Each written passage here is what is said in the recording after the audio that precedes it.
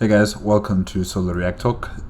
Today I'm going to be reacting to the Antares Confederacy, made by the Templin Institute, Stellaris Invicta. This is part 6. If you want to check out my previous reactions, remember I'll put the card playlist right at the top there. Just click on it and you'll be able to access it. Okay, let's start. 3, 2, 1, go.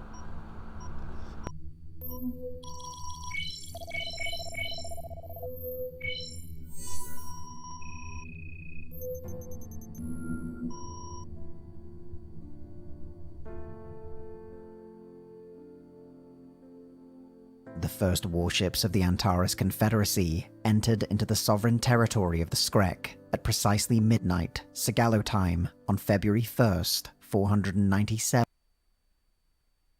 A beautiful sight. A beautiful, beautiful sight. Oh, a juggernaut and the entire fleet. Oh, don't cry, don't cry, don't cry. AL. Their crossing of the border had been perfectly timed to coincide with the Antares Treaty Organization's declaration of a state of war. This was the first stage of an interstellar offensive of such scope and consequence as to overshadow every campaign that came before. In a controversial decision, the first phase of the invasion, named Operation Solahadin, was not directed towards Earth or the United Terran Protectorates, but rather at the Skrek homeworlds themselves. While the Skrek had claimed a small collection I guess the quickest way to defeat Beast is by chopping off its head. Okay, it's quite the gamble, but let's see what happens. of worlds, clandestine reconnaissance performed in the years and decades prior gave evidence that the conquest of two alone would decide the outcome of the war. The first was the political and industrial heart of their empire. It was a throne world completely enveloped in urban blight, whose name was roughly translated to mean the font of knowledge. This ecumenopolis alone likely once held a population several times larger than all of Antares, but now was a rotting shadow of its former glory. The role of the second target was less clear. Known simply as the Archives, it appeared to be a site of forgotten scientific research, where all the knowledge of the Skrek had been preserved.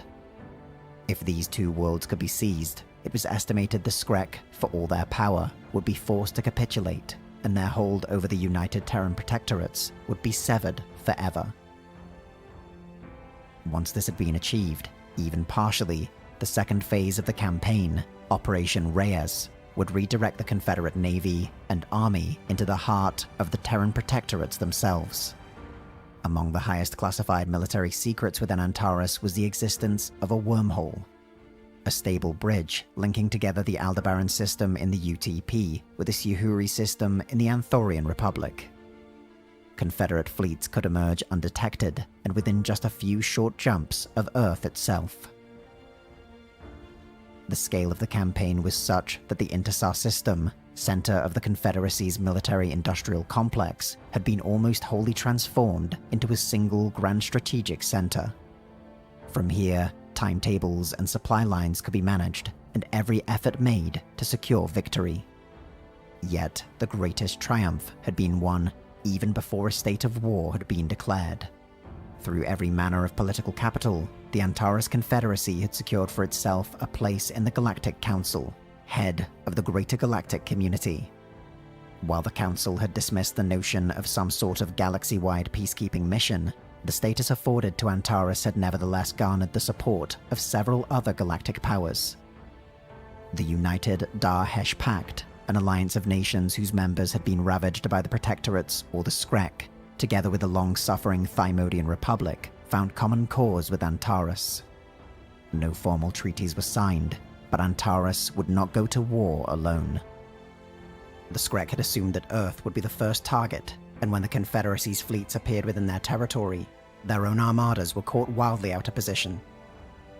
Yet even outnumbered, what Skrek vessels remained were enormously advanced, slicing through Antares formations before they were destroyed utterly. The Battle of Regin, the largest of the fleet actions against the Skrek, was over before it began. Various Skrek armadas, racing back to defend their homeworlds, crashed against the combined might of Antares. Uncoordinated and wholly Look at this. Isn't this beautiful? Isn't this beautiful? unprepared for the Confederacy's lightning advance, the Skrek had no hope of victory, yet the damage they inflicted was devastating. With the first foothold into Skrek territory, the Confederacy moved to secure their objective, almost unopposed. The battle for the Archives ended 290 years to the day that the CAS Earhart first slipped its moorings over Lindway and headed into the unknown. While only a token force remained to defend the planet, Confederate losses echoed those taken in orbit. Commanders on the ground had refused to preserve any Skrek data centers at the cost of their own soldiers, so while losses could have been far worse, the Archives had been damaged and fragmented beyond repair. With the last of the great fleets of the Skrek shattered in orbit of their worlds, or spread in disorganized formations across the galaxy, their ability to contest the landings on their homeworlds was over. A galaxy away, within the territory of the United Terran Protectorates, the other members of the Antares Treaty Organization, together with the Confederacy. Look at that! Look at that! New allies in the Darhesh Pact and the Thymodian Republic had made unexpected progress. A full third of the UTP star systems had been seized, and powerful fleets of warships seemed poised to take its core star systems. To support this welcome success, the second stage of the campaign commenced ahead of schedule. 3 Confederate fleets were redeployed through the Anthorian wormhole, and for the first time, entered a region of space their now distant ancestors had once dreamed of exploring themselves. The Confederate invasion of the United Terran Protectorates now began in earnest. Back within the Skrek Theater, 19 full army groups and many further independent field armies were deployed to the Font of Knowledge, throne world of the Skrek Empire. Automated defenses, slave armies, and even some of the Skrek themselves rose against the Confederate advance, but for all their ancient knowledge and technological terrors, the planet's defenders were outmatched. Any martial spirit the Skrek once possessed had been softened by a millennia of opulence, and they faced the military apparatus whose wars of liberation had come to define their entire nation. Still, the Confederacy fought for every towering spire that rose into the atmosphere, every continent-sized labyrinth of decaying structures and collapsed transit routes. It was a battlefield of astonishing scale. Imagine the urban conflict. I mean, it's gotta be difficult. Building by building, street by street. And you know, like the buildings reach all the way up into the stratosphere. Just imagine. You have to be fighting level by level. I mean, that would be crazy. That'll take years, maybe. Especially because it's an accumulopolis. But let's see what happens. Abruptly isolated and occupied day by day, month by month. When news that the Font of Knowledge had fallen reached the Confederate fleets and armies advancing within the United Terran Protectorates, the war had seemingly arrived at its inevitable end. Terran resistance had grown weaker and less organized, and all that remained was to determine which nation would have the honor of seizing the solar system. Antares was poised to arrive first. Its liberation fleets had pushed as far as Bernard's Star, less than 6 light-years away from Earth itself. The great liberation for which generations had dreamed, worked, sacrificed, and fought had finally arrived. The Terran counterattack destroyed centuries of planning in a single stroke. Vast armadas, dwarfing those of the Confederacy and its allies, appeared seemingly from nowhere. Okay, victory is not going to become easy, but, you know, we're here for the long haul. Let's go, Antares. Let's go. In the Battle of Bernard's Star, 2 Confederate battle groups were routed by superior Protectorate forces, and a 3rd fleet similarly shattered during the Battle of Alpha Centauri. Everywhere, the victory that had seemed so certain began to slip away. Allied fleets were routed by Terran reinforcements, scattered Skrek task forces seized undefended systems. The Skrek in particular had embraced a campaign of terror, targeting the Confederacy's allies in calculated acts of destruction.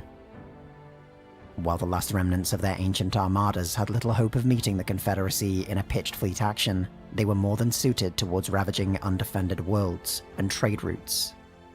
Both the Commonwealth of Vitalas and the Commonwealth of Ventin Vita suffered greatly, with both their own forces and those of Antares too distant to effectively resist.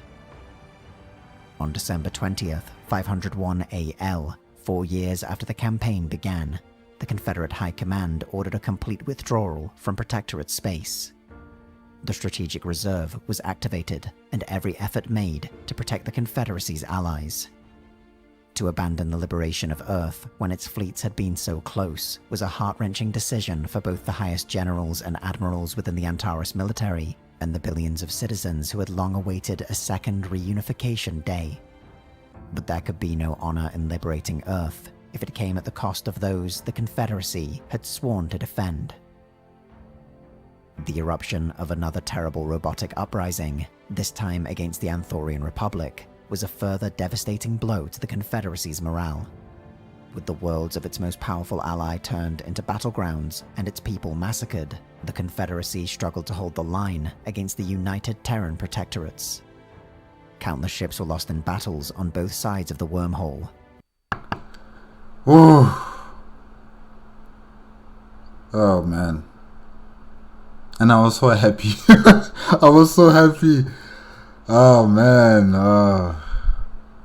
Wow. Earth, the United Terran Protectorate they really have fleets. They were really like the workhorse for the Skrek Empire. They really gave them a lot of resources and technology and fleet construction, and yeah, they simply overwhelmed the Antares Confederacy and its Federation members and its allies in this war, in the Bernard star system and Alpha Centauri. So close to Earth. Alpha Centauri 4 light years from Earth. Bernard star 6 light years from Earth. We were that close. That close. Okay. While everywhere, scattered Confederate task forces, armies, and lone ships fled ahead of Terran battle groups in a desperate attempt to regroup. For a perilous 19 months, it seemed like the whole of the Confederacy collapsed, as it struggled to retake the initiative on multiple fronts. The revelation that secret negotiations between Antares and the United Terran Protectorates had taken place was yet another terrible burden for the nation to bear.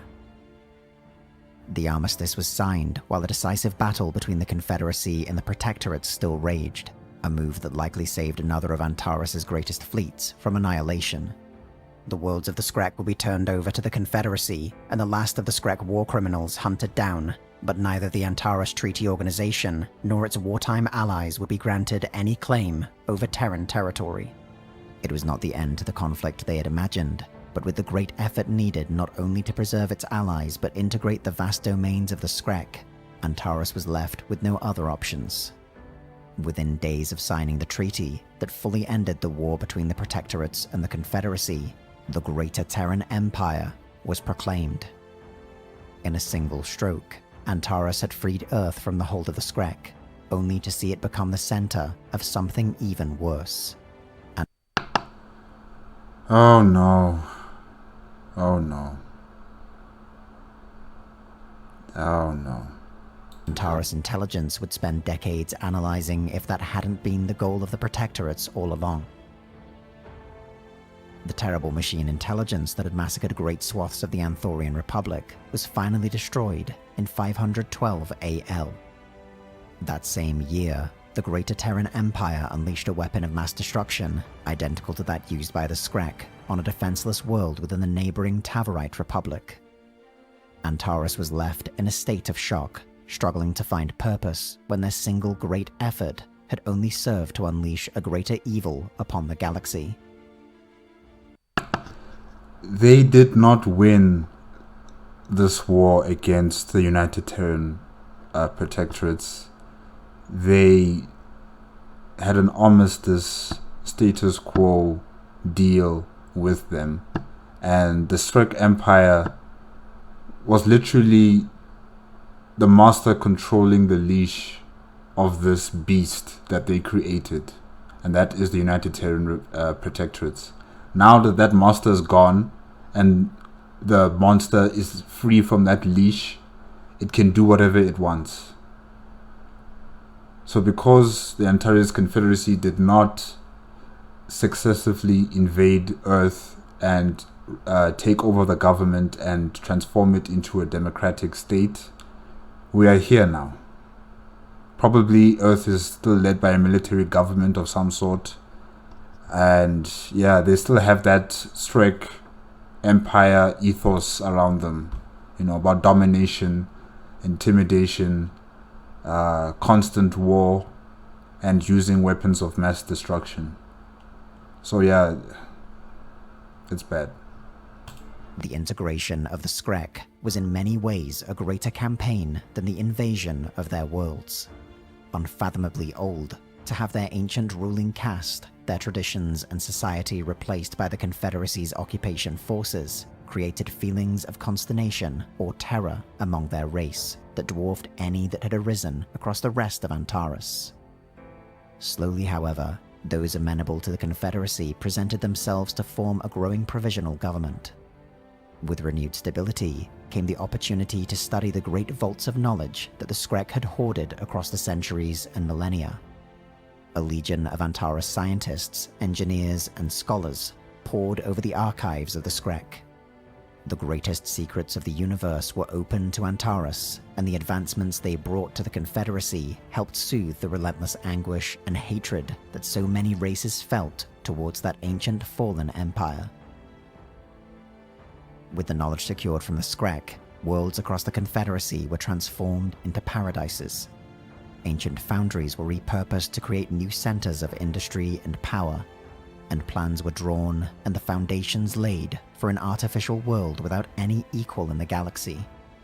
But the greatest discovery within the archives of the Skrek was a towering black obelisk, venerable even to the Skrek themselves. The shifting patterns of glowing eldritch lights that emanated from deep beneath its surface were unmistakable. It was a countdown to a date, not centuries, decades, or even years away, but mere months. It was the closest thing to a religious relic within the dominion of the Skrek, and those tasked with its care had sacrificed themselves well before the first Confederate forces had landed on their world. Those that remained could only guess at its purpose. As the countdown turned from weeks to days, the subtle rise of subspace power across the galaxy became overwhelming. And then, on March 3rd, 517 AL, the countdown reached its end. The tear that formed in reality splintered communications for months. Only fragmented and conflicting accounts of terrible shapes in the darkness and the annihilation of entire worlds reached Antares, all too appalling to be believed. The Confederacy's own reconnaissance of the affected area was similarly garbled and confused, but it was clear something had arrived within the galaxy. The unbidden are back. The unbidden strike back in a different universe. Okay. Since the first diplomats of Antares met their counterparts from Earth, the Confederacy had come to believe that the Skrek saw in humanity nothing but a slave race that could be used to restore their ancient glory. Too late was it realized that the true purpose of the United Terran Protectorates was to provide a bulwark against a greater threat.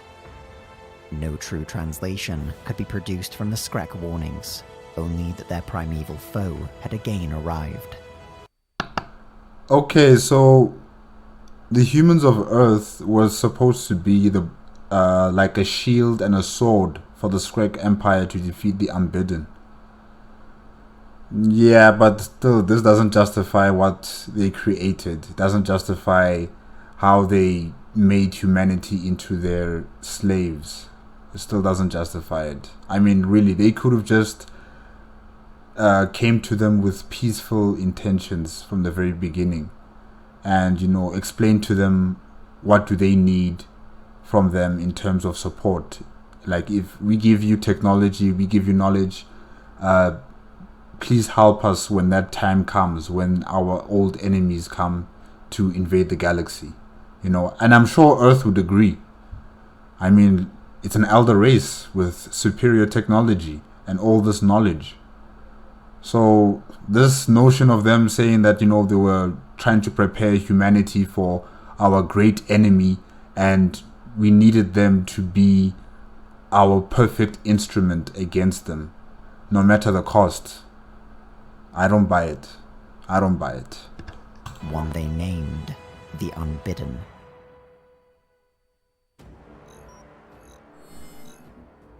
In Stellaris Invicta, the Templin Institute guides the Antares Confederacy into an uncertain future, one you can influence. 1 hour after this video has gone live, we'll be streaming the journey of the Antares Confederacy on our Twitch channel, where our viewers will be able to help shape the history of the galaxy. Until then, the Charge of the 7th Fleet, a new piece of artwork commissioned to commemorate the events of this episode, is available for purchase on the Templin Commissary. You'll find the links in the description below.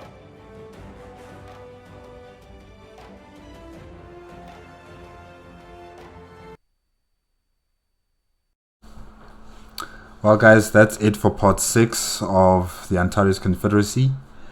Yeah, the war started out pretty good. You know, they were pushing into the territory of the Skrek Empire, the Antares Confederacy, and its federation, and the co-allies that were also interested in this war. They did good. They went all the way to the archive world and the Accumulapolis of the Skrek Empire, the font of knowledge, and yeah, they won, you know. And the plan was sound, you know, cutting off the snake's head, you know, but I guess it just wasn't enough. Maybe they should have focused all of their attention on the United Terran Protectorates and, you know, taken over Earth first and then come for the Skrek Empire. But they couldn't have known that that would have happened, you know, that they would have been defeated at Alpha Centauri and at Bernard Star System. They couldn't have known. And they gambled, they lost. Their allies were also having their own issues with artificial intelligence and they needed help. And Antares had to retreat. And, you know, they had the status quo. They signed the peace agreement, the armistice, and finally the master was defeated, but the monster that the master created was unleashed on the galaxy, and now Earth is even far more removed from what we had hoped would come out from our victory, you know, against the Skrek Empire. But hopefully Antares can do something about that later, because now we have to focus on the Unbidden coming in and invading the galaxy.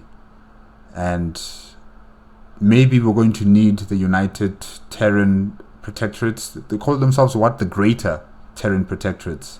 Yeah. We're going to need them in terms of defeating the Unbidden. But once the dust has settled, we're coming back to finish the job.